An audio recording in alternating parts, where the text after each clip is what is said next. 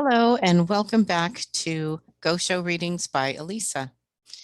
Today, I'm going to offer for you the preface to the writings of Nichiren Daishonin, Volume 1.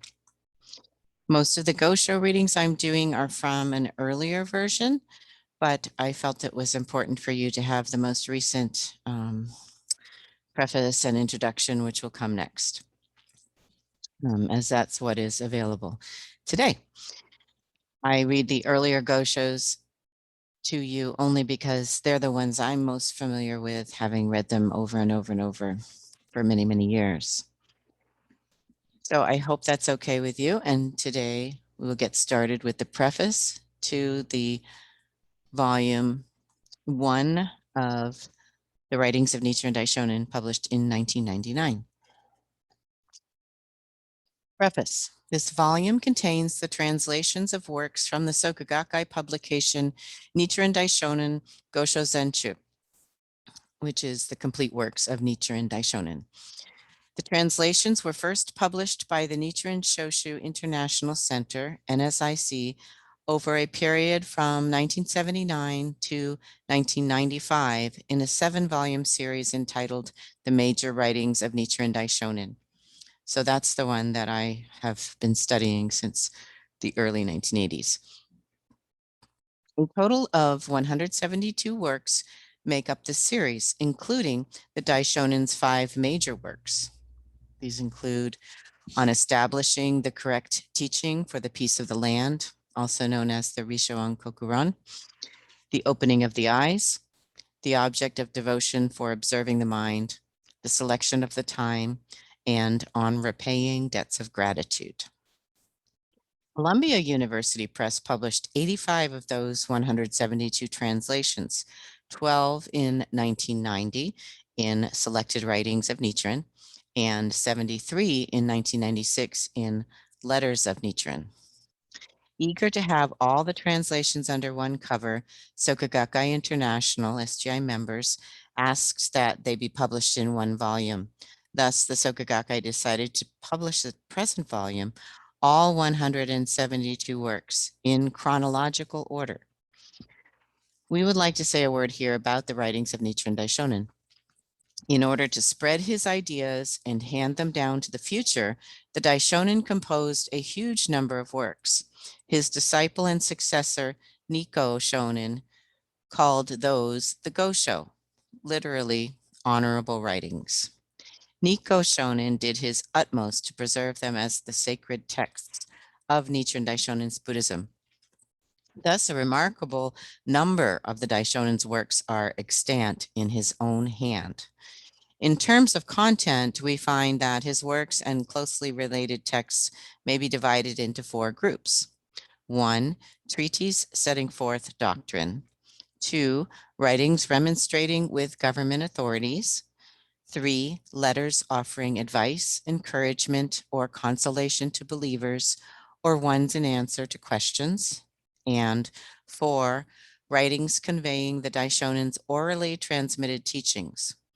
None of the latter, however, are included in the present volume. That collection is known in Japanese as the Ongi Kuden, and I do believe that has been published in English as well. In setting out to publish this volume, we decided to make some revisions in the translations of the Major Writings series. That's the one I use most. We wanted not only to express the meaning of the original text more exactly in some places, but also to make the translations even more readable. That is, in Major Writings, the titles of the various sutras and other documents referred to by the Daishonin and the names of such figures as Buddhas and Bodhisattvas appear in Romanized Japanese. Romanized means in letters, such as we have in English. Those are rather difficult to read, and the meaning, of course, is unclear. So we resolved to translate both titles and names into English. There was also another reason why we made the decision to translate the names of Buddhas and Bodhisattvas. When the Central Asian scholar monk Kumarajiva, who lived from 344 to 413, translated Sanskrit sutras Sanskrit Buddhist sutras into Chinese, he translated those names. From one point of view, it may seem odd to translate people's names, but Kumarajiva probably did so because those names do far more than simply identify people. They express the ideals and doctrines of Buddhism. For instance, the bodhisattva named Avalokitesvara, who I'm not familiar with, appears in the Sanskrit Lotus Sutra. Kumarajiva translated that name as Bodhisattva, perceiver of the world's sounds, thus clearly communicating one aspect of the humanism that imbues the lotus. We hope that for a greater understanding of the text, readers will first peruse the introduction, which presents historical background, a summary of the Daishonin's life, and comments on his works. The translator note offers a summary of points that merited special consideration in the course of translating.